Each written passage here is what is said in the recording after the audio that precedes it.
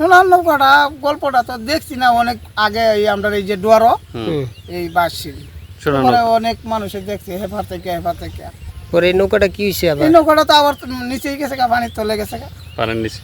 এটা কত বছর ধরে মনে হয় 10 বছর হয়েছে সোনার নৌকা? এটা নিয়ে কি প্রবাদ কি আছে? এটা নিয়ে কেন প্রবাদ আর কি থাকবো, এটা তো মনে হয় গাঙ্গার মধ্যে এটা তো জকি বলে, জকি বলে।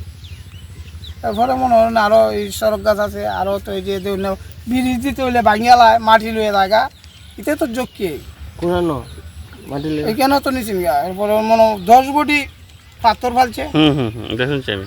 হ্যাঁ হ্যাঁ, এখানে ওই যে ব্রিজ দিতে আসছিল না, দিতে পারছিল না, তখন তো 30 বছরে এই ব্রিজটা আইছে। পরে পাথর ফালাইয়া ফলাইয়া, হ্যাঁ পাথর ফালাইয়া তারপরে এটা মনে হয় থেকে সরাইছে। এই যে মা এই তলের জিন্তু ভূত, আচ্ছা ওই যে পাথরের জাতাকা একটু দূরাবি গেছে গা। এটা তো ভূতই, এটা তো আমরা তো কয় এটা মানুষে ময়মুরবিরা কয় সোনার বইটা তাকেই নদীতে দেখলে কিছু হয় না, তো দেখা যায় না, মানুষ ভয় পায়, ভয় পায়। সোনার নৌকাটা দেখতে কেমন ছিল আপনি দেখছেন? আমি দেখছি না, মানুষে দেখছে। আচ্ছা, আর আপনি তো এই নৌকা চালান প্রতি বছর জুড়েই।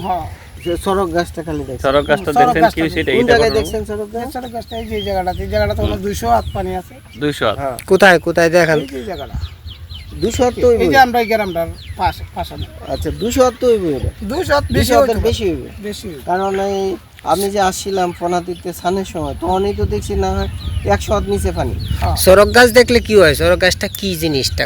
কি হইছিল ওটার সময়? পূজা করে আর কি, এটা মনে ওই পূজা করে এটা গাঙ্গ ডুবায় তো হয়, ওইটা তাহে এটা আবার ভাসে, জাদু টুলা করিয়া এটা আবার শুকনা টানে।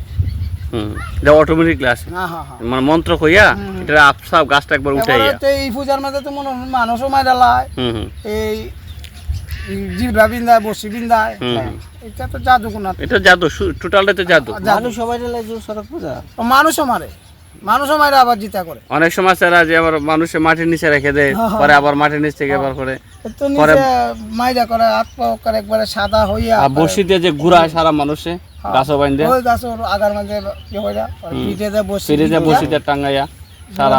সোনার নৌকা 10 বছর আগে উঠছিল, এরপর আর উঠে নাই? না, এরপর আর দেখছি না, তো মানে শুনছেন না? শুনছি না, আর শুনেন নাই। ওই যে উঠছিল ওই লোকটা কেডা দেখছিল? যে লোকটা কইছে এইটা অন্য আছে, আগে মই মুরবিরা দেখছি।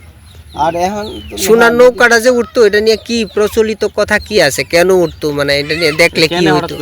হঠাৎ করে বাঁচতো, কোনো জলেরই ওই বাঁচতো না কি তাই, এটা তো আর সঠিকটা জানি না, বলতে পারি। দেখলে কি মঙ্গল হইতো সবার নাকি?